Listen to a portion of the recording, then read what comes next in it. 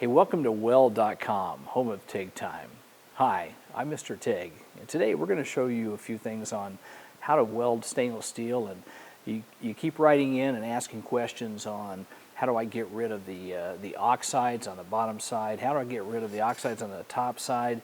Well, we're going to go through all this with you. I've got about 3 or 4 or 5 items that you can do to improve your stainless steel welding.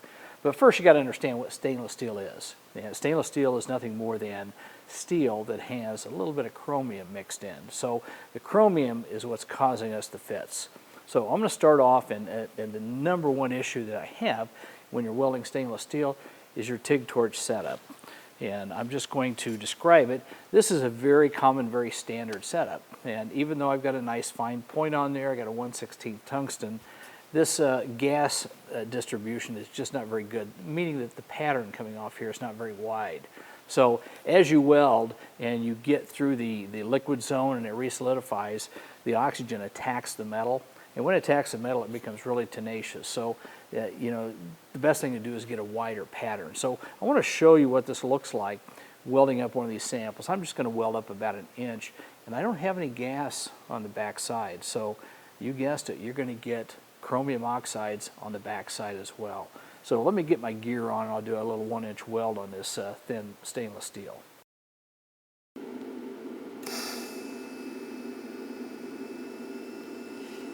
Okay, so, you know, stainless welds very nice. You know, it wets out very good. You can see the puddle clear. You can see I'm just dabbing. I'm on DC. And, you know, I'm just laying in a nice little weld. And I'm not going to go very far because I just want to show you that it'll lay a decent bead. But look at all the oxides on the top there. Now, is that damaging to the part? And the answer is no, it isn't. It's just a color change. So, but it's got the uglies, so a lot of people like to get that off. So you could either polish it, grind it, do all kinds of things. We're going to show you ways to improve that. Now, what do you think happened to the back side? Well, let's turn it over and take a look. Now, if you take a look at the back side, see that what looks like brown sugar?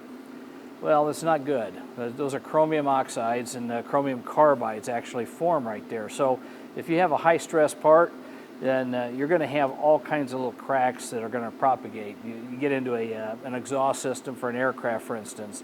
That is a problem. And unfortunately, a lot of people don't realize you got to get rid of those. And how do you get rid of those? Well, we're going to show you. And if you don't have the specialty devices that all the aerospace guys have, I've got a do-it-yourself kit. And you can get them pretty much from things that you have in your garage. And if not, you can order them out of a quick catalog. So I got to figure out a way to get rid of that, and that's going to actually, when I weld, it's going to improve my weldability of the material. So let me change over, get my setup, and show you exactly what I'm talking about. Okay, this is kind of a do-it-yourself technique, and what you need is you need painter's tape. A lot of people have that. You need to rob the kitchen and get some, Reynolds wrap aluminum foil. You need a gas barb like this. Now, this gas barb you can get in any hardware store. This right here is a little diffuser, and it's actually something you can get out of just about any catalog. And I like McMaster Carr for all kinds of things, but what I'm talking about here is a total of about $5. So you can get started and be very successful in doing all kinds of stainless steel projects. Now, the objective here is to get argon gas to the back side of this weld. Now, how do I do that?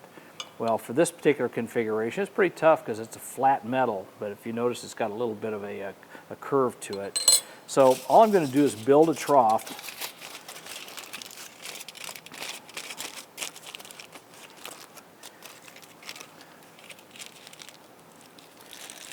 Kind of goes like this. And it's going to be important to put this in place.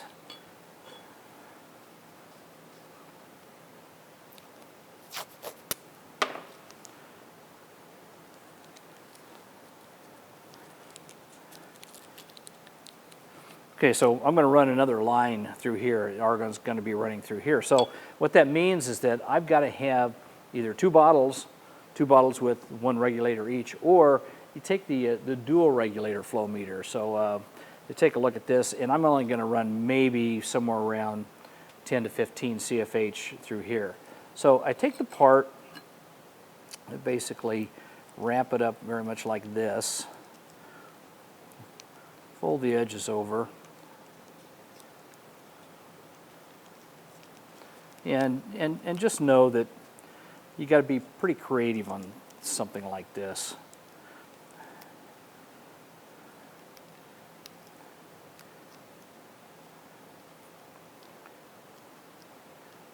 Okay, so I may have to tape it a little bit more. That's okay. Tape it over the top, but I'm only going to be welding this about 1 inch right here.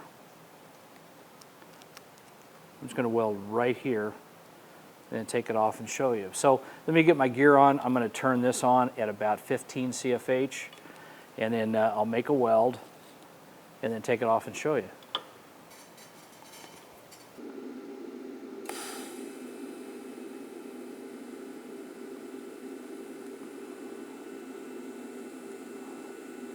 Okay, the same settings.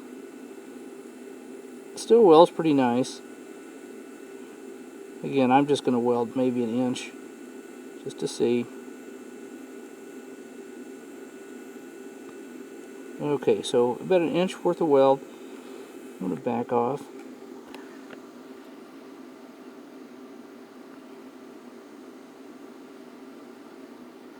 Okay, now visually the weld looks the same. Here's the weld that I did previous. Let's take off the foil, the argon gas that was running in here, and see what we got.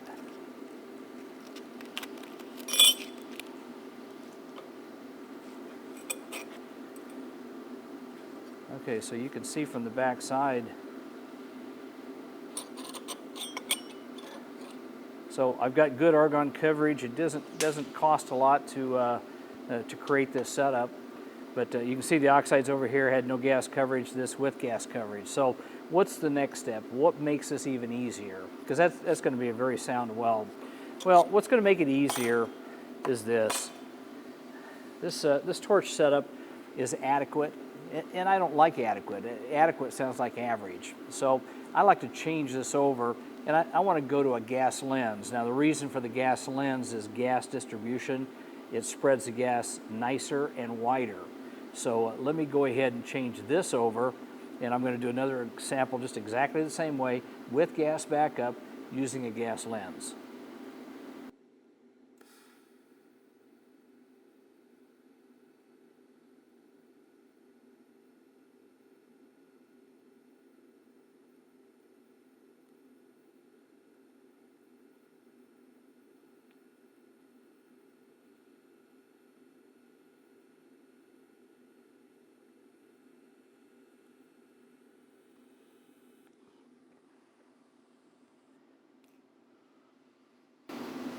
Okay, now I put a gas lens on, and I wanted to show you the screens in a gas lens. And my producer stopped me and asked me why I didn't have the whole setup there. Well, I just really wanted to show you, there's a series of about 5 screens in here to show you how effective this really is. Yes, and you normally put the cup on. Now you can't do that with a standard setup, but you can when you're using a gas lens. So just know, depending on what cup you put on here, gives you a different pattern, a little broader pattern, shoots out there a little further. So it's very, very effective. Now, it still didn't leave a super, super shiny puddle, but it welded very, very nicely. Okay, so if you really want to improve that to the next step, and we're going to show you what that next step is, we're going to go a jumbo gas lens. But before we do that, we're going to go ahead and we'll unwrap this and show you the back side. So you can see that the gas coverage was just great, not a problem. And again, it welded nice. So again, we're trying to get rid of the oxide. So on the back side, we've done that. We've taken care of that very, very cost-effective home remedy type tooling. So we're going to take this a step further to help you get rid of this oxide. And what that's going to be is a jumbo gas lens. Now the jumbo gas lens is exactly that. It's that large, and you can tell that the pattern is going to be a pretty broad pattern. So it uses a little bit more gas. You'll have to turn this up to about 25 CFH, but you do get better results. So let me go ahead and change this over, and I'll show you how to use this. Okay, now I use the jumbo gas lens, and you get such a broad region of gas coverage that it actually welds a lot nicer. Not everybody has these, nor can you get into tight spots with these. So just wanted to throw it out there, let you know that it is available. So if you take a look at the color on here, certainly is a nice color. You're never going to get perfect welds without having to do something to get rid of that color on it. So I turn it to the back side. And believe it or not, because this thing welds so nicely on the back side, that actually comes up to the top side, and you can see how beautiful it welds. And it's just nice dab after another, and it wets out beautifully. So anytime you can use a gas lens, you're better off. So here's what I've got so far.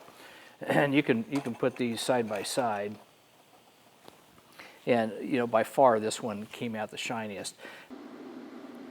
Anyway, thank you for watching TIG Time. I'm Mr. TIG. To stay up with the latest TIG welding technology and education, subscribe by clicking the button below.